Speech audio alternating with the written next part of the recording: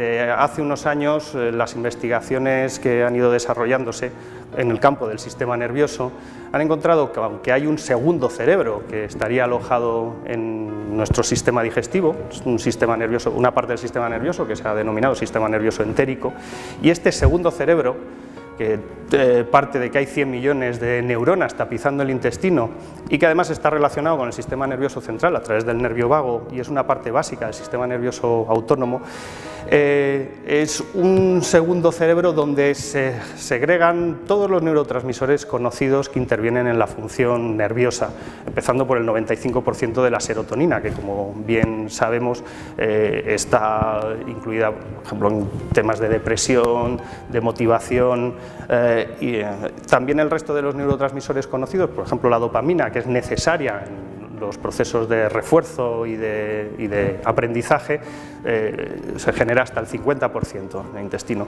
Entonces este segundo cerebro, a su vez, es el ámbito de la microbiota, de la mayor parte de la flora bacteriana que coexiste con nosotros. Bueno, hay algo básico dentro de la visión microbiótica que tiene que ver con recuperar la visión de la naturaleza como una entidad que se autorregula y que tiende a la salud.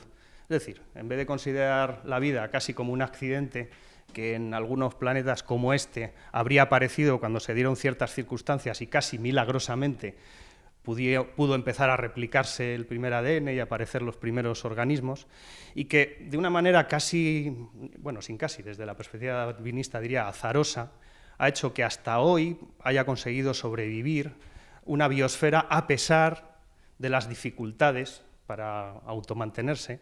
Hay una perspectiva que yo siempre he tenido en cuenta dentro de la psicología y que por eso me ha fascinado encontrar en el abordaje microbiótico, que es más bien la de confianza en que nuestra naturaleza tiende a la salud, no tiende a la autodestrucción, a menos que pongamos los medios para sobrevivir, sino que precisamente tiende hacia la salud y tendemos a poner los medios para autodestruirnos, si acaso. De hecho, la educación que hemos recibido, no solo en el terreno emocional, sino en todos los terrenos relacionados con el autocuidado, es una educación que parte de que somos vulnerables, que tenemos que enfrentarnos a un entorno hostil, hacia el que tenemos que defendernos, siendo capaces de adquirir los recursos que nos permitan esa supervivencia a capa y espada. De tal forma, hemos integrado la idea de salud como una salud de mínimos. O sea, virgencita, virgencita, que me quede como estoy, porque lo normal es estar con algún tipo de dolencia, puesto que desde que nacemos ya estamos yendo hacia la muerte.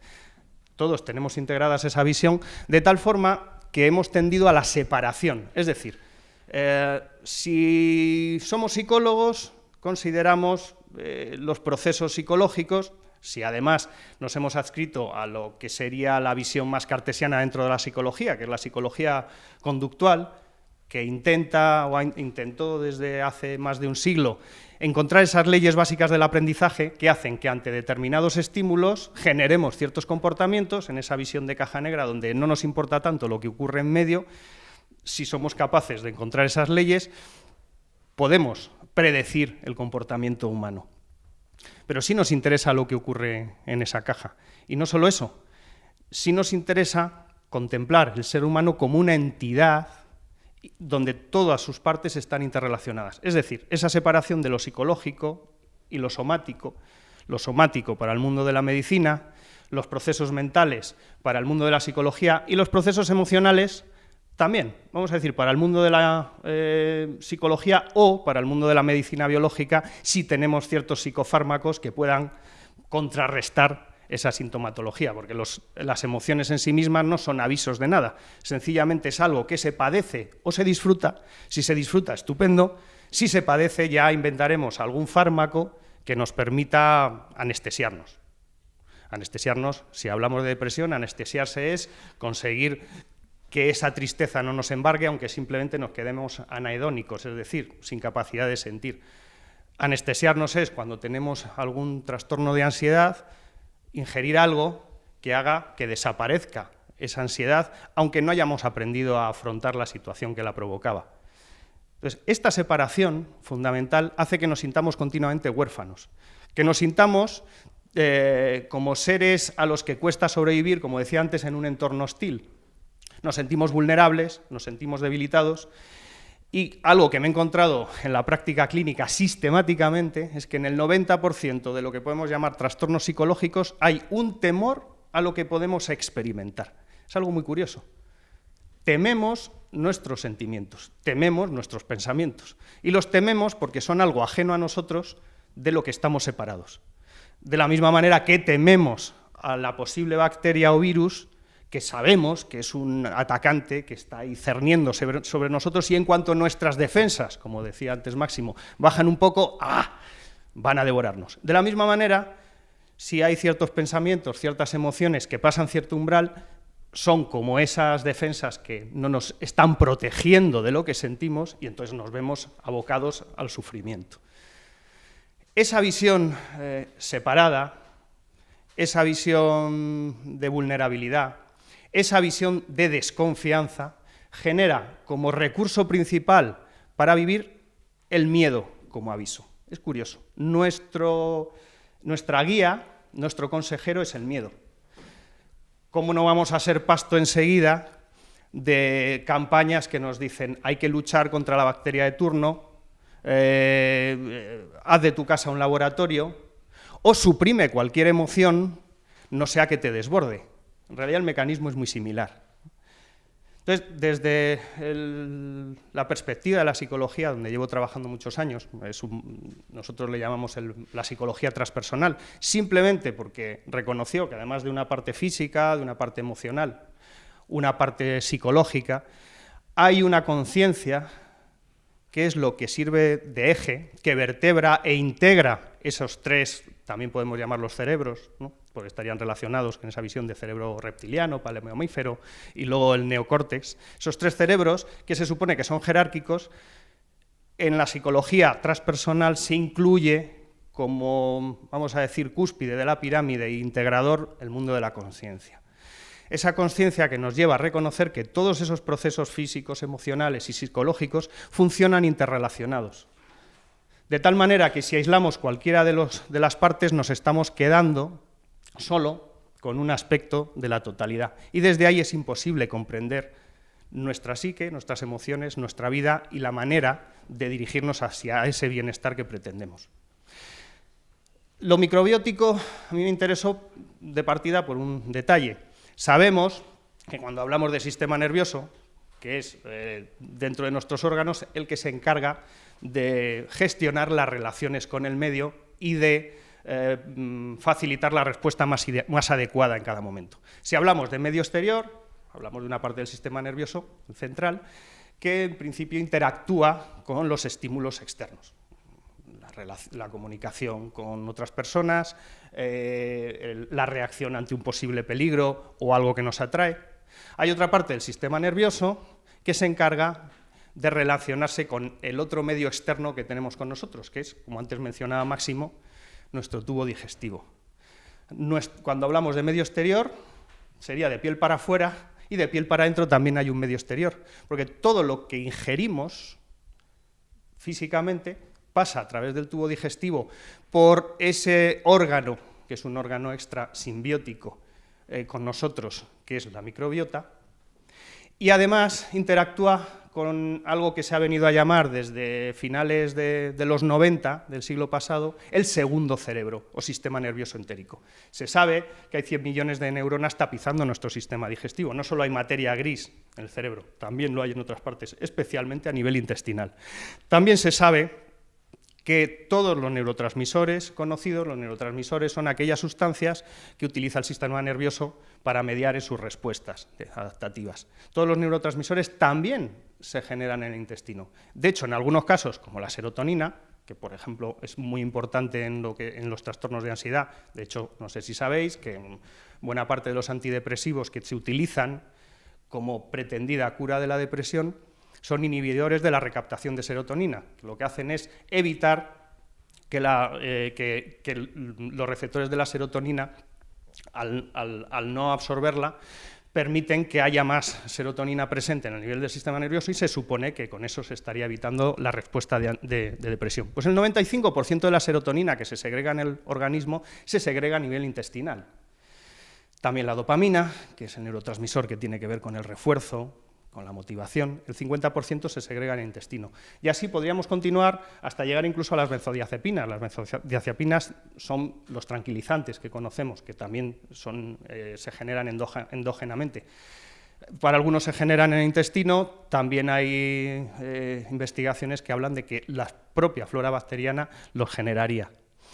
Dicho con otras palabras, ese sistema nervioso que tenemos en nuestro sistema digestivo, que está en comunicación permanente con el sistema nervioso central a través del nervio vago, que por cierto, de cada 10 comunicaciones entre el intestino y el sistema nervioso central, 9 son del intestino al central.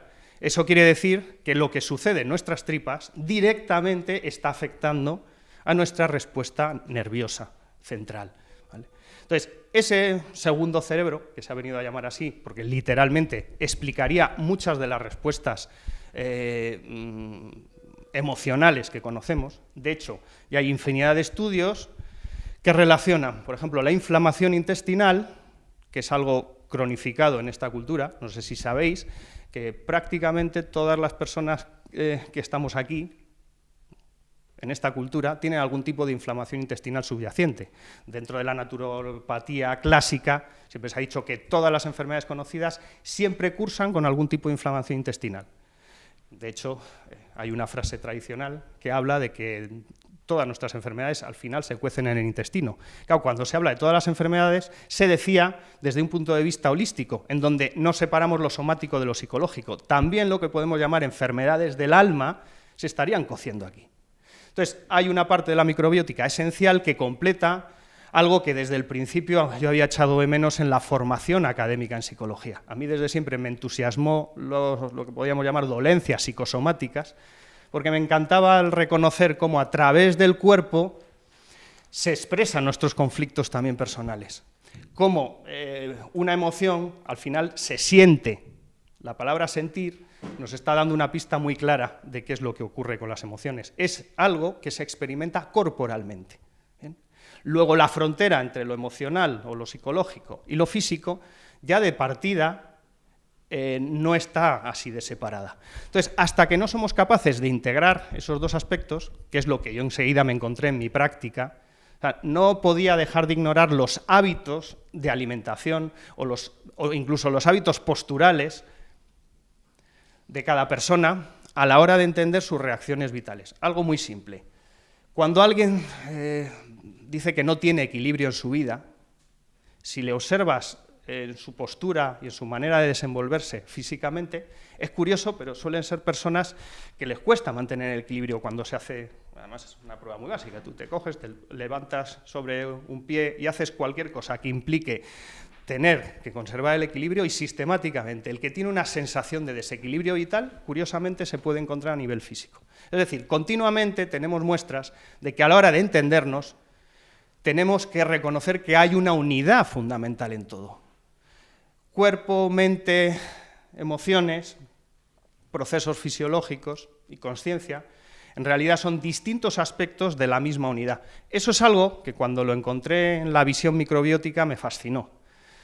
Si queremos, y eso es algo muy propio de los psicólogos, el tener como cierto complejo de inferioridad con otras profesiones más biologicistas, por eso ha habido una tendencia en la psicología en pasar de considerarse como arte a considerarse como ciencia, y eso se ha hecho transformando la psicología en una ciencia positivista, y por tanto ascribiéndose al modelo mecanicista cartesiano, que sistemáticamente se ha separado de esa unidad, de esa visión unificadora, y ha intentado encontrar las respuestas a cada problema separándolo de lo demás.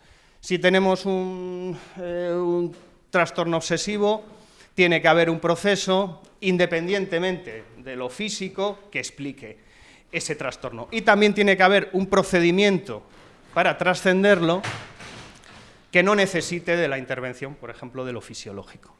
Entonces, eso de partida ha empobrecido a la psicología y ha hecho que todavía se acentúe más esa visión en la que tememos a nuestras respuestas emocionales y en la que nos encontramos vulnerables ante cualquiera de los fenómenos que ocurren en nosotros. De tal manera que parece muy cómodo decir, bueno, yo a la hora de explorar, como psicólogo no necesito explorar los hábitos alimenticios de una persona. Bueno, pues si estoy haciendo eso, estoy de un plumazo borrando todas las interacciones de ese segundo cerebro con mi sistema nervioso central. Es decir, si yo tengo una úlcera, inmediatamente pienso que el estrés laboral, por ejemplo, o las condiciones así vitales, conflictivas, que sostengo cotidianamente, están interfiriendo en mis procesos digestivos, cosa que sabemos que ocurre. Ahora, también ocurre al revés, es decir, todos los procesos son circulares, no lineales, y lo mismo que un disgusto influye en nuestra digestión, una flora intestinal empobrecida y donde precisamente por eso haya favorecido una permeabilidad intestinal que haya facilitado que se introduzcan a nivel sanguíneo toxinas que están provocando una reacción inmunitaria, inflamatoria, también eso está facilitando, por ejemplo, que la Clostridia o el Helicobacter pylori se desarrollen con facilidad y eso tiende a producir también una úlcera. Entonces, ¿qué es antes, el huevo o la gallina? Una manera de evitar esta duda es trabajar con el huevo y la gallina. Volver a una visión del ser humano integradora. Ya sé que estamos en una cultura súper especializada, de hecho ese es uno de nuestros problemas, en donde el que está contemplando los virus no ve más que el virus que tiene delante. El que está contemplando un pensamiento no ve el intestino que tiene delante. Y así es muy fácil que cada uno se especialice en un aspecto del rompecabezas, pero muy difícil que podamos comprender el rompecabezas completo. La psicología simbiótica debe este nombre precisamente a ese reconocimiento de que las relaciones entre los organismos, desde lo bacteriano, que han hecho que la biosfera se haya desarrollado y que haya prosperado, son las simbióticas. Es decir, no hay una relación de competencia en donde solo el más fuerte sobrevive a expensas de los demás, sino que precisamente las relaciones colaborativas, como ya decía Bruce T. Lipton, un neuropsicólogo estadounidense, que desarrollando la teoría epigenética, esta visión de que no son los genes los que marcan, sino la interacción del medio con los genes, también insistió en que hay dos maneras de afrontar la realidad, a nivel celular, pero también se puede aplicar a nivel macroscópico y a nivel de organismos pluricelulares. Si estamos defendiéndonos, no podemos crecer ni desarrollarnos. Un estado defensivo permanente llega un momento que tiende hacia el desgaste, la degeneración y la muerte. La única manera que tenemos de prosperar, de crecer y desarrollarnos es merced a las relaciones colaborativas. Si en vez de estar defendiéndonos del medio estamos en simbiosis con él, eso es lo que realmente produce la vida. Produce la conservación y produce el desarrollo. Eso, si lo aplicamos a lo psicológico, es obvio, ¿no? Si nosotros somos capaces de establecer relaciones simbióticas, primero intraindividualmente, es decir, nuestros pensamientos con relación a nuestras emociones, con relación a nuestros hábitos posturales o hábitos alimenticios. Si somos capaces de aliarnos, por ejemplo, con lo que podemos llamar síntomas. Cuando hay algo que molesta, lo llamamos síntoma, no lo llamamos aviso, y decimos, un momento, voy a escuchar qué me está diciendo este síntoma. Sea, por ejemplo, un susto, sea una oleada de tristeza, o sea, de repente, un dolor no sé dónde, que parece que justo cuando voy a emprender ese negocio que por un lado quería y por otro lado rechazaba, ¡ay!, me acaba de parecer algo en el que es que no puedo ni ir a coger el metro, ¿vale? Entonces, esas somatizaciones que ya desde Freud se consideran señales de un conflicto psicológico, nosotros podemos, desde una perspectiva de confianza en nuestra naturaleza, utilizarlas, o podemos temerlas y sencillamente defendernos extirpándolas, ¿vale? Un elemento extra que a mí me ha ayudado mucho y que espero que cada vez me ayude más, porque gracias a a todo lo que se está desarrollando en todo el mundo microbiótico, también por suerte se están desarrollando determinados probióticos y superalimentos que también facilitan esa recuperación de ese segundo cerebro y que también, aunque sea inespecíficamente, nos permiten al menos allanar el camino para el trabajo, con la parte, si queremos, más abstracta, más desde la conciencia y la psicología. Desde esa perspectiva, desde esa colaboración, es cuando podemos encontrar, de verdad, no solo una relación simbiótica entre nosotros y el entorno, sino acercarnos a ese bienestar, a esa salud, que es la salud que tiene más que ver con la auténtica biología, que es una salud de armonización entre nosotros y el entorno. Cuando hablamos de distintas formas de conciencia, tenemos que recordar que como seres como individuos aislados del entorno estamos condenados a sobrevivir a base de esfuerzo. Si reconocemos que podemos integrarnos también como grupo con la sociedad y con la naturaleza, desde esa perspectiva que sustituya el miedo por la confianza, estaremos creando un medio ambiente interno, emocional y psicológico que se alíe también con lo que es la verdadera esencia de la vida microbiana, que es una vida en armonía, en simbiosis y no en competencia y, por tanto, condenada a la destrucción a la larga. Muchas gracias.